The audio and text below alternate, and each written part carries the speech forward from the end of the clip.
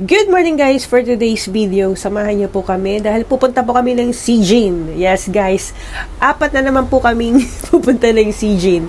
Pero sa ngayon, hindi sila ang kasama namin. Ang kasama namin ngayon ay si Lex na boyfriend ni Cherry. And yes guys, kung pupunta po kayo ng Sijin, kailangan meron po kayong top card or yoyo card. Yon, at kahit may 300 NT na laman yan dyan sa yoyo card nyo, okay na yan kasi yan po yung gagamitin natin para sa pagsakay sa tren hanggang po papunta sa Sijin na sasakay po kasi tayo ng barko. Pangalawang beses ko na pong pumunta to sa Sijin, pero nung una, mag-isa lang ako. Buriin nyo, kahit na mag-isa lang ako noon, narating ko talaga. Nagtanong lang ako kay Cherry kung paano pumunta doon, pero yun, kinaya naman. Sa awa ng Diyos, nakarating naman ako. At ngayon, mas masaya kasi 4 na kami. O, diba? Kaya samahan nyo kami, guys, oh. Let's go!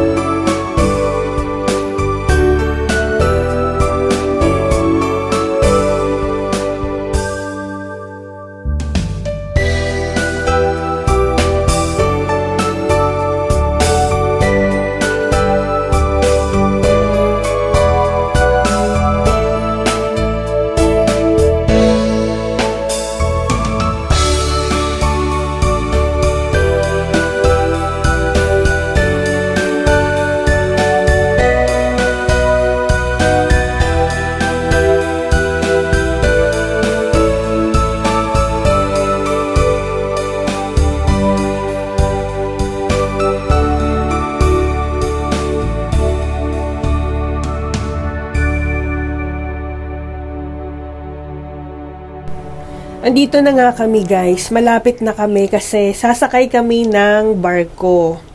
Nilakad lang naman namin yan. Mas maganda kasi lakaran, pero noong pumunta kasi ako, nakabisikleta lang ako. Oh my God, naka-holding hands sila, Adsel! Ayan, oh, kitang-kita ko naman. Ay nako, si Adsel.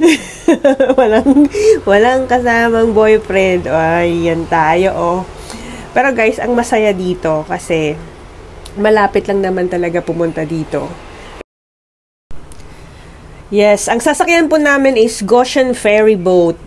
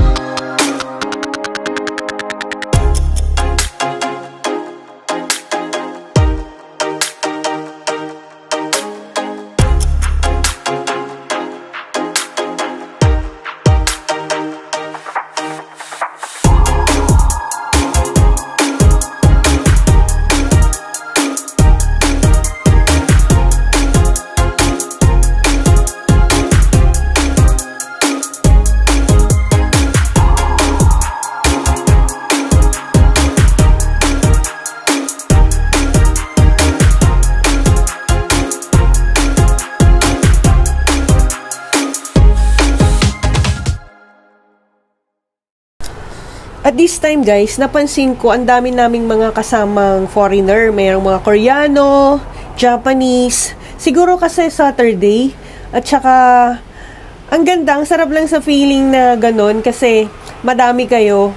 Last time kasi na pumunta ako, parang ang mga kasama ko lang mga nagmumotor. Mga taga-ron lang. Pero ngayon, iba ang pakiramdam. Mas masaya.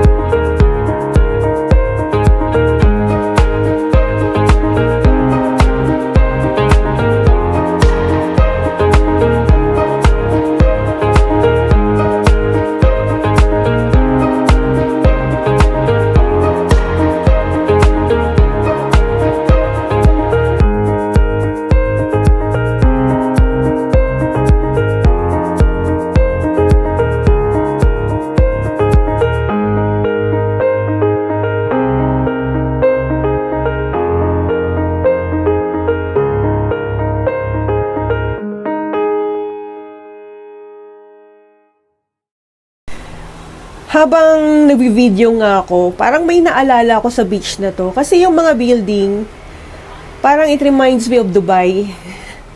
Namiss ko to yung Dubai kasi ang daming mga building. Katulad nito, sabi ko, ay, ba't parang familiar sa akin yung lugar? Wala lang. Kasi ang ganda rin kasi ng lugar sa Dubai eh. Ang daming mga building, tapos masyado siyang modern. Sabi nga ni Pastor Jess, kung meron kang time na mag-relax, gawin mo kasi ang iksiling ng buhay. At tama naman siya, napaka-iksi nga lang naman ng buhay. Bakit nga ba hindi tayo magbigay ng time para sa sarili natin, para maging masaya tayo? Tsaka balance lang, pwede ka naman mag-ipon, at the same time, hindi mo dapat kailangan pabayaan ang sarili mo. Ganun lang.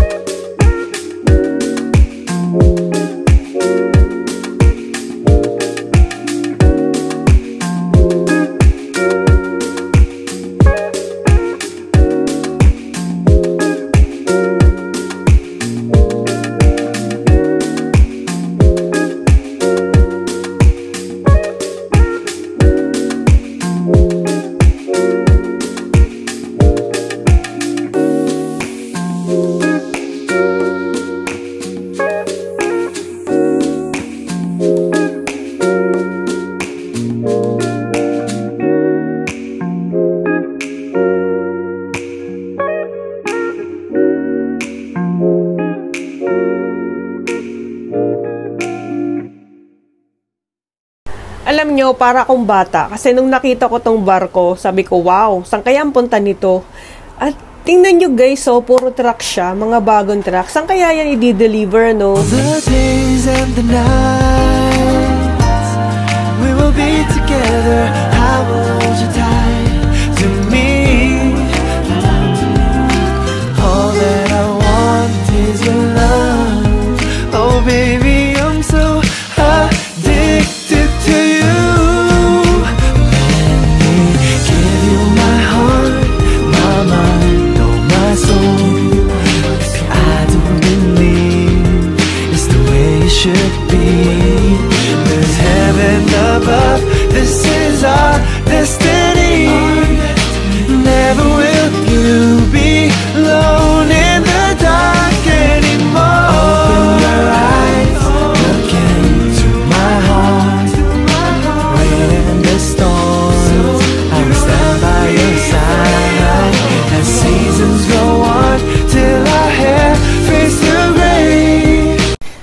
malapit na nga po kami at this time, nagugutom na po talaga ako. Iba na yung pakiramdam ng tiyan ko. Kasi hindi nga po ako kumain kasi sabi namin, magfo-food trip kami.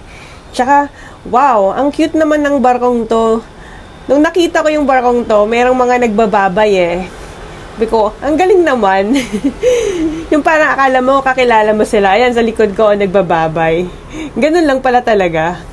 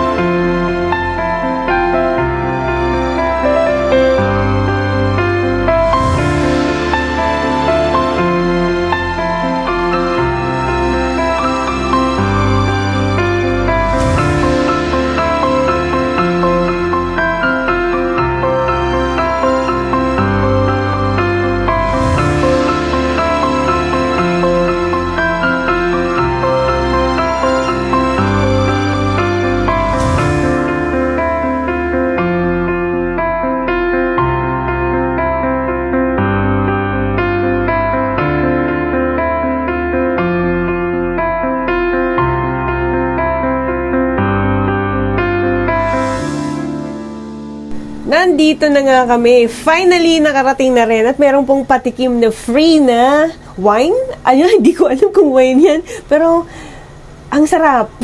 Hindi pala siya wine, para siyang juice. The best yung lasa. Tama-tama, uhaw na kami. At ito guys, sa mga bisikleta na nakikita nyo, pwede kang mag-rent dyan. Tamang-tama yan sa mga, may mga kasama. Hindi ko lang alam kung magkano siya. Pwede kayong magtanong kung magkano. Kasi medyo malayo nga lang to. Ang maganda dito kasi, dahil Sabado ngayon, merong siyang night market at marami ka talagang mapagpipilian na bibilhin. At this time guys, naghahanap kami ng ice cream. Kasi, nagugutom na talaga kami. At saka, sobrang init.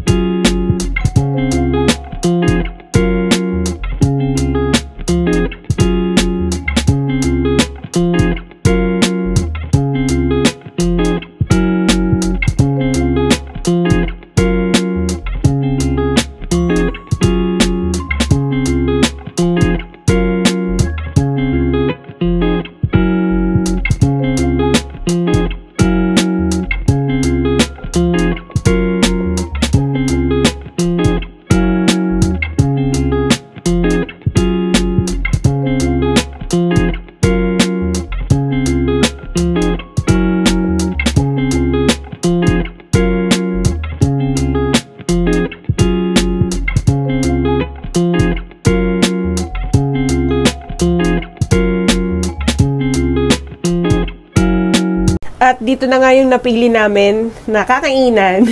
Hanggang ngayon, hindi ko alam kung paano i-pronounce yung tawag doon. At, guys, yung binili naming halo-halo is napakasarap. Mango flavor na may toppings na ice cream. Biruin nyo, ay nabulol na ako. Biruin nyo, $180 lang ang isa niyan. At saka napakalaki. Pero dahil sa sobrang gutom ko, naubos ko yan. Pero sila, pinilit din nilang ubusin kasi sayang naman ng ipay na ibibigay mo. Yes guys, ipay ang tawag sa $180 dito. Nag-enjoy talaga ako sa pagkain. Ang sarap. Yung feeling na nawala na yung pagod mo at nawala yung init ng pakiramdam mo dahil sa sobrang init. Tawang-tawa na nga kami dyan. Sa sobrang gutom namin. Parang gusto na kainin ni Cherry.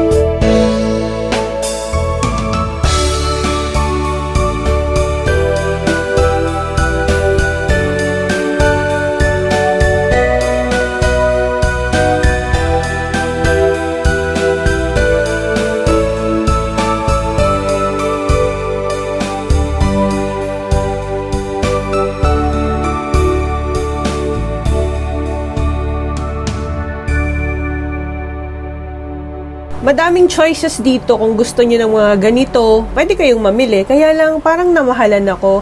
Pero yan, mga tawag dyan is tusok-tusok. Masarap yan. Masarap yung pusit. The best yung pusit, yung shrimp na nakain namin. Ang sarap. Tsaka, hindi lang mga ganito mga tinitinda. Meron ding Family Mart, merong 7-Eleven. At tsaka, meron ding ano dito sa Sijin. Merong bar at hotel. At tsaka, hindi ka talaga magsasawa dito kung ano yung gusto mo. Naandito na ata lahat eh. Meron pa ngang mga short na katulad ng short ko. Natawa ako. Mura lang pala dito. O yan guys, alam mo yung feeling na parang kang turista talaga. Sabi ko, wow, ang sarap naman ng pakiramdam ko. Yung feeling ko na na-relax nga yung mind ko kasi iba pala yung pakiramdam ng ganito guys, no? Kapag nakakaalis ka talaga at nakakatuwa lang sa puso at syempre, ang ambience iba naman.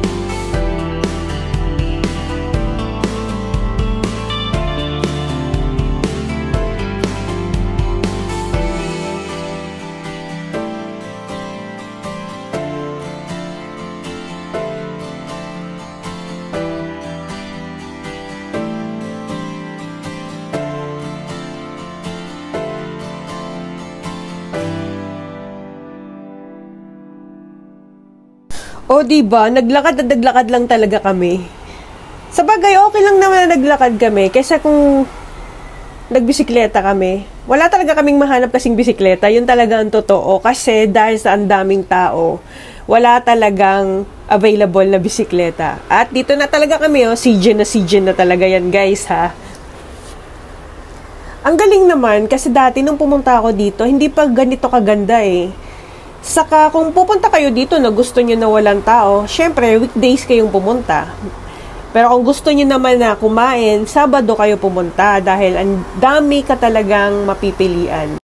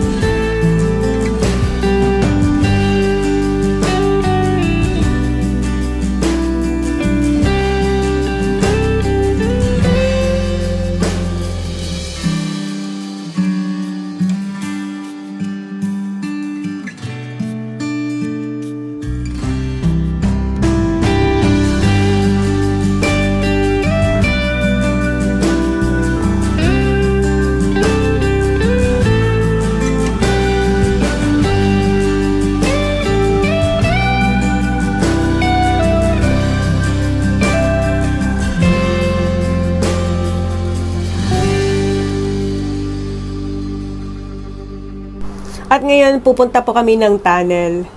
Oh, ang galing-galing nila, no? Kasi nakailang balik na po talaga sila dito sa Sijin. Ako, pangalawa lang. Sila maraming beses na. Tsaka, hindi ko kasi to naikot. Ito ngang lugar na to, hindi ko na to alam eh. Dahil mabilis lang talaga ako ng mga panahon na yon. Iba kasi pag wala kang kasama, nakakatakot. Iisipin mo yung oras.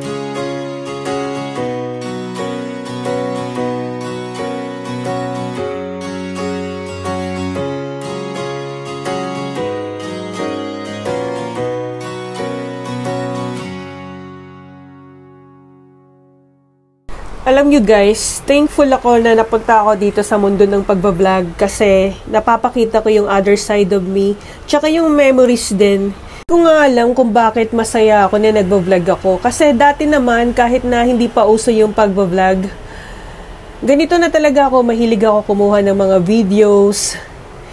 Tsaka, ewan ko ba, ang saya-saya ko. Siguro nga ganun talaga kasi gusto ko yung ginagawa ko.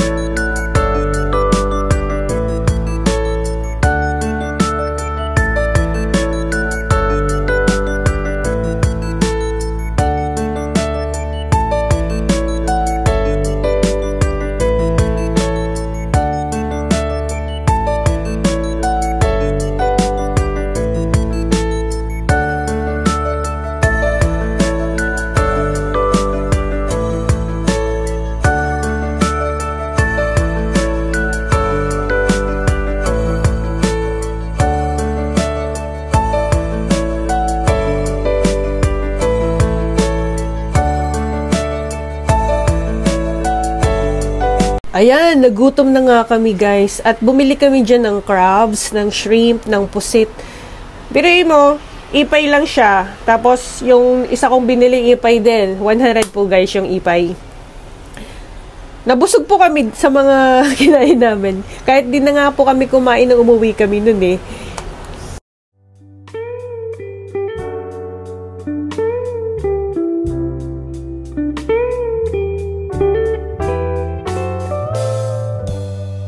We go to a party and everyone turns to see this beautiful lady who's walking around with me. And then she asks me, do you feel alright? And I say yes, I feel wonderful tonight. I feel wonderful because I see the love light in your eyes. And the wonder of it all is that you just don't realize how much I love you.